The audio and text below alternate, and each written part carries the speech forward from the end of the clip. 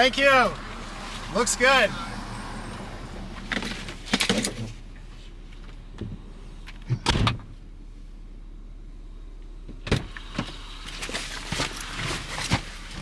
All right, only $3,000. In pennies. 30 bucks for a mountain bike. How'd it look? 3,000. It's in great condition. It's a Marin. I don't see a model on it. It looks almost completely original. Wheels are true. It looks like it's been kept inside its whole life. Very little rust. Seat post is not stuck. That's a big thing to look for. If you find a used bike and you loosen the seat post clamp and you cannot move the seat post up and down, Deal breaker. Deal breaker.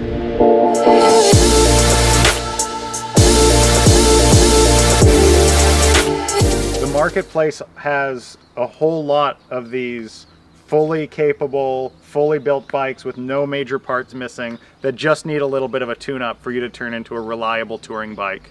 I've been taught ABCQ to always perform that safety inspection of ABCQ before you get on your bicycle. Do you think you can help me with my ABCs, Soup? Yeah, A is for air. Air. A is for air. So let's make sure we have enough air in our tires to start. You just squeeze them things or like... Well, you can tell right now that they don't have any air on them. 20 PSI. It says 35 to 60. There's 35. I hear a little bit of a leak somewhere. So we are going to have to deal with A for air on this bike. All right. What does B stand for? B is for bark, as in we love chewing roots and bark. That's Squeaks. Here's Sparks. Sparks is showing us ABCQ. Right now, he is on B, and B is for brakes. B is for brakes. This one's connected to the front brake right now. Hold on, where? The front brake, you can see it moving like that. Yeah, okay. And actually, these brakes are pretty well tuned. There's a few things you want to look for. This brake lever, for example, it doesn't bottom out all the way to the handlebars. This brake actually looks very well tuned. And you can see when I close it and I apply that brake, it's on the center of the rim. It's not too high and it's not too low. I noticed on the rear of the bike though, that actually we do need to do a little brake job. The brake is fine and it applies pressure to the rim, but if you look carefully, you can see that that brake pad is actually below the rim and it's a little too low. So we're gonna need to move both of those brake pads up a little bit to make sure they're working properly. I'm gonna line it up so that and I'm gonna squeeze the brake lever so that it's right where I want it. Now it's in the center of the rim, not too high, not too low. I tighten the two against each other so that the brake doesn't move. When I tighten the nut, the brake is now tight, and you can see now the brake pad is correctly centered on the rim. So we have A for air complete, we have B for brakes complete, now C is for chain. This is your chain on your bike. When you look at your chain, you want to make sure it's lubricated, and you can also check the wear with a chain wear tool. You want to look at your chain rings, make sure they're not too bent. These chain rings actually have a lot of life left in them. They're nice and wide. There's no chain skipping when I shift through the gears. So I'm going to shift through the gears now. Oh, look at that. It actually doesn't go into the big ring. So we're going to need to adjust. We're going to need to adjust the chain. We're going to need to adjust the derailleurs. Another tip you can do to make sure everything is installed safely on your bicycle when you check C for chain is you can drop the whole bike.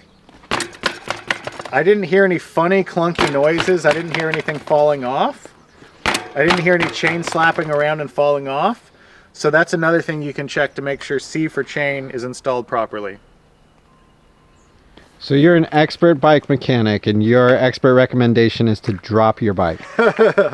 If your bike can't handle a little bit of a drop like that, then it might not be safe to ride on the road. So we've gone through A for air, B for brakes, C for chain, and then Q. A, B, C, Q. Quality. Q, you do want a quality bike. Curiosity. Curiosity. Q is for quick release. So this bike has 3 quick release levers on it, I can see. I'm glad that I'm checking Q because this quick release lever is not installed properly. It's actually touching the frame. And so this quick release lever cannot be fully tightened if it's touching the frame. So you actually want to loosen it like that. I'm going to rotate it to a position that when I tighten it, then see, it's going much further than where the frame would be. It would be interfering with the frame when fully closed. You also want to make sure the wheel is fully seated up into the fork or up into your frame before you clamp down on that quick release lever. This bike also has a quick release lever for a seat post here. I checked this out before I bought the bike to make sure the seat post wasn't stuck. That's another very important part about buying a used bicycle. You want to make sure the seat post is not stuck. And this bike has a quick release lever in the rear. Once again, this lever is touching the frame. Very common mistake people do when they are installing quick release levers. They have them touching the frame. I'm going to pull this wheel up into place there, and I'm going to clamp this down in a more appropriate position. Now that's nice and snug. That wheel's not going anywhere, and that's fully seated and it's not interfering with the frame. So this bike has been inspected for ABCQ.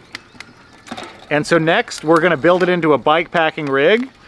And by that I mean we're going to purchase some racks for it and some accessories that you're going to need in order to do touring on your bicycle. Carry your sleeping bag with you, your food, your supplies, everything like that.